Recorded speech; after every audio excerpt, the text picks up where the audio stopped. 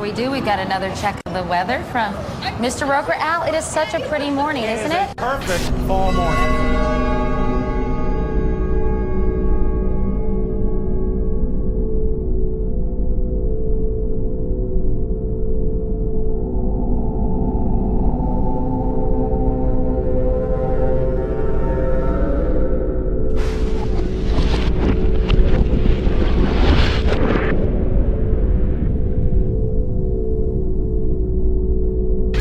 This is an NBC News special report. Here is Tom Brokaw. September 11th, the year 2001, a day unlike any other in the long course of American history, a terrorist act of war against this country.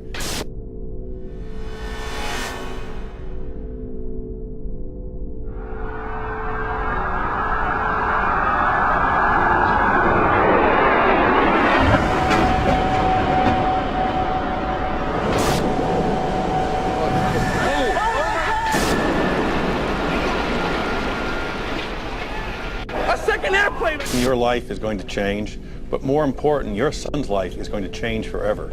America will never be the same after September 11th, 2001. He's on almost everyone's list of the most likely suspects for today's attacks. The alleged mastermind, America's most wanted terrorist, Osama bin Laden. He has described the United States as the devil. This is the beast. Meanwhile, Osama bin Laden is a name that we have been hearing all day long. They now believe that bin Laden was responsible. I'm told that Osama bin Laden likely deployed more than 50 terrorists. They are now, and I'm quoting here, 90% certain. Somebody provided the logistical support for this operation, and clearly the only person. Bin Laden comes to mind right away, Mr. Bermas. Indeed, he certainly does. Bin Laden. This is his M.O. We have to look to the Middle East. We have to look to Osama bin Laden. Osama bin Laden. Osama bin Laden. Bin Laden. Osama bin Laden. Osama bin Laden. Remember, 24 hours ago, it was the Bush tax cut, the Bush budget, the Bush economy. You don't hear any of that tonight. It's America's enemy. America's under attack.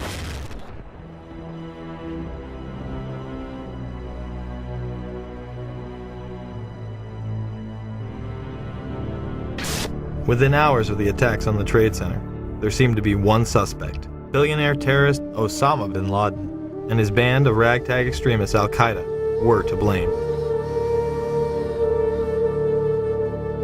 They successfully struck the #1 military power in the world in an unprecedented fashion. America would never be the same.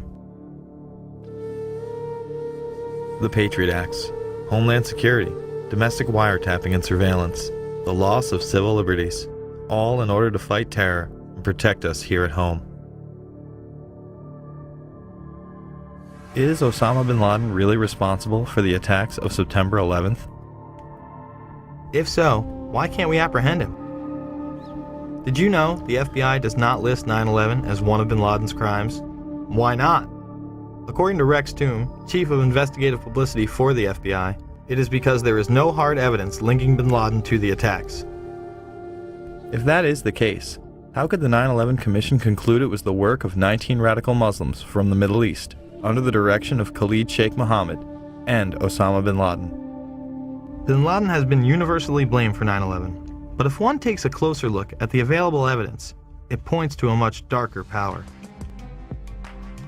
7 years later, what evidence has been gathered? Let's begin with the hijackers. Many of them were actually trained within U.S. military bases. On September 15, 2001, Newsweek reported that U.S. military sources have given information that suggests 5 of the alleged hijackers received training at secure U.S. military installations in the 90s. Saeed al-Ghamdi, Ahmed al-Nami, and Ahmed al-Ghamdi listed their address on driver's licenses and car registrations as the Naval Air Station in Pensacola, Florida.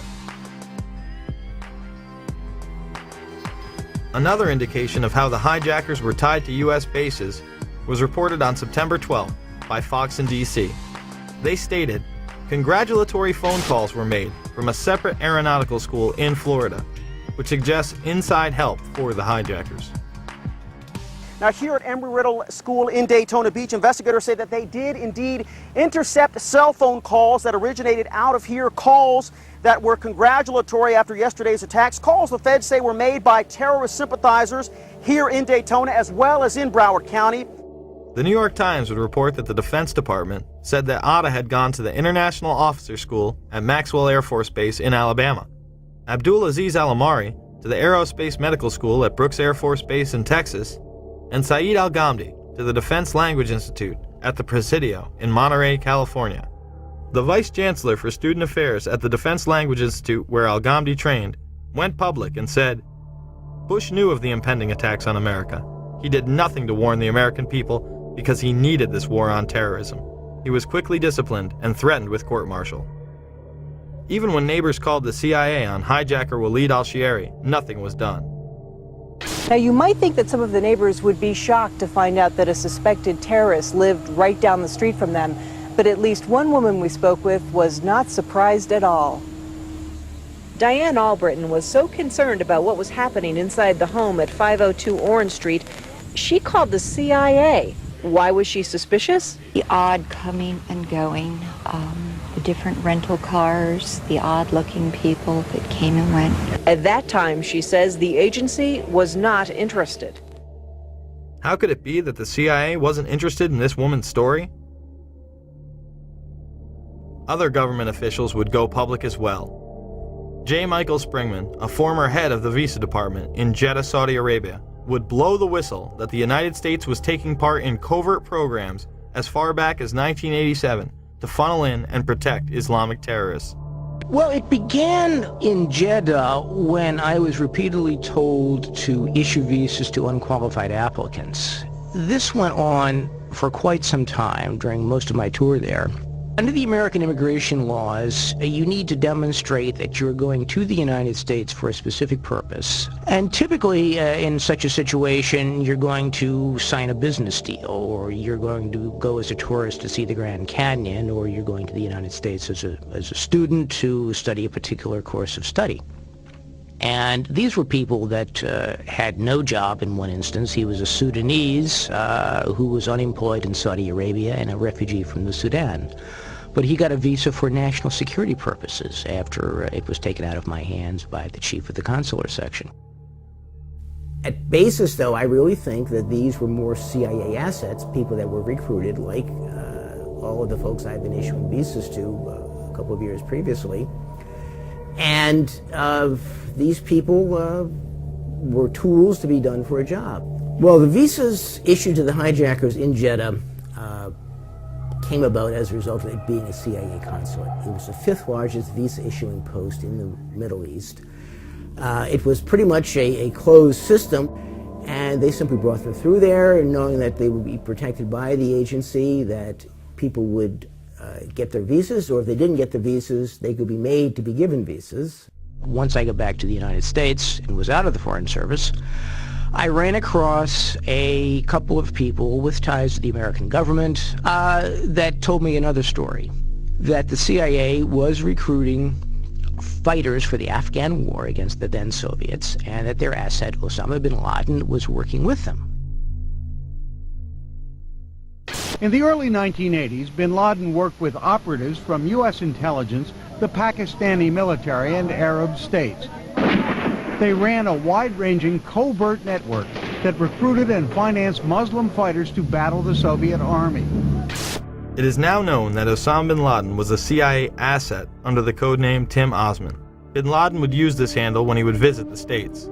The relationship between bin Laden and the CIA was essentially he was one of their assets, one of the people they could turn to for help if they had questions. If they wanted somebody recruited, if they wanted somebody sent somewhere, if they wanted information, if they wanted something done, they went to bin Laden. Bin Laden isn't wanted by the FBI, and he was on a CIA payroll?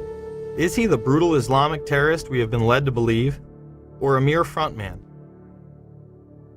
My question was, is it not true that the United States government paid $300 million to the bin Laden family for the construction of the military camps? At that point, then the person who was testifying had